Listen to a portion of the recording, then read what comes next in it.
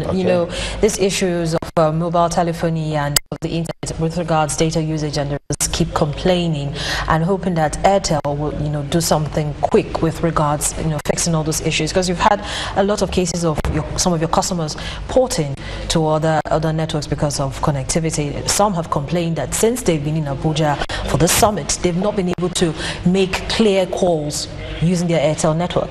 So what's the organization doing with regards, you know, fixing those issues? Okay, well, that's in an operation like Airtel, dealing with very large numbers. So it's not an anomaly to have problems in setting up calls or an inability to browse.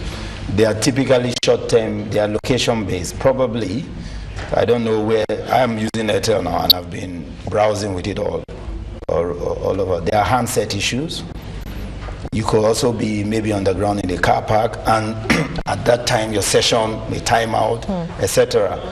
That's why we have call centers, that's why we have resolution teams, because we expect problems to come. So how quickly do your resolution teams, you know, ensure that cases are solved? What's the timeline? Very quickly. We have internal matrices for that. Typically within an hour, anything that comes up is flagged and is resolved. If it's I'll give you an example. Some things may take a bit longer. For instance, if you have an outage in a major node, maybe like I told you, we have some security issues. If they take out something big, you will constrict the capacity. Probably we'll have capacity for 10,000 people at any point in time with redundancies and all that. If you take out some capacity due to some mischief or something, what happens is that you may be able to cater for only 5,000 people at that time until you can restore capacity or reroute and all that. All those are internal things that happen. And to every network, I'll let you know that NCC has given us, in terms of quality, we're right up there in terms of quality of our service. And I'm sure you also know that in terms of customer care, we've won back-to-back 3 years. So we have challenges. We're not 100%. It's work in progress, because every challenge that I mentioned earlier has an impact on the customer also. And it also has an impact on how the customer is able to carry out its business. Now, one of the outcomes of this year's summit is to find sustainable ways of driving SME growth. Now, how does Airtel intend to support? Okay, we've got, this is not a marketing forum, but for an SME, what's an SME typically looking for? Most of the SMEs are one-man businesses, small entrepreneurs. Then you have maybe the medium-sized ones who have a bit more resources, and you have some that are very large. Okay, sorry.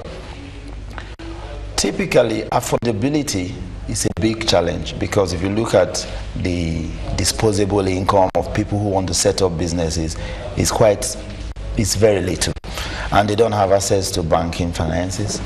To set up a business from ICT perspective, typically you need a line, you need access to the internet, you probably need a website, those basic things. We have a package that's very affordable for SMEs that we've rolled out.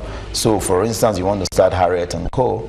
With one package, you can have your own PABX, you can have your website, you can have voice, you can have a small closed user group that you can use to communicate with key staff. And that is how we are supporting the SMEs, by smart products, by affordable tariffs, and by good customer care, so that we can solve their problems as they come up. For the medium ones, we have a back-end solution where we can help them with their calls, manage their calls as they grow.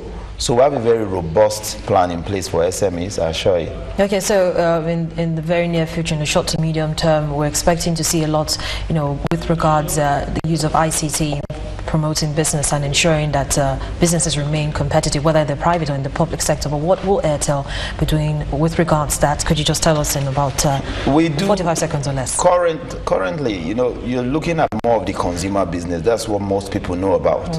We actually have the enterprise business-to-business part, where we provide ICT connectivity to banks, to oil companies, to governments, because of our coverage around the country. So we carry the big names you know today in Nigeria, connecting their remote locations to factories, to head offices, and all that. So how soon are we going to expect to see, improved services? Yes, we've got good services coming from. See something, that obtains even on a much more global scale. Well, I mentioned to you our degree, and I also tell you that the biggest room in the house is the room for improvement. Improvement is a constant factor. We are constantly improving our services, our capacity to deliver, and I will assure you that we are not resting on our oars. We don't think we've arrived yet, because if you go outside the country, we've benchmarked ourselves with other Airtel opcos, and that's where we're going to be in the very near future. We'll keep our eye on Airtel, definitely. But Mr. Abu, thank you so much for coming on Business Morning. Excellent. Thank you very much. Wole Abu is the Regional Operations Director Airtel, giving us his thoughts on the summit and, of course, expectations from Airtel Nigeria. But Business Morning continues in just a moment. Please stay with us.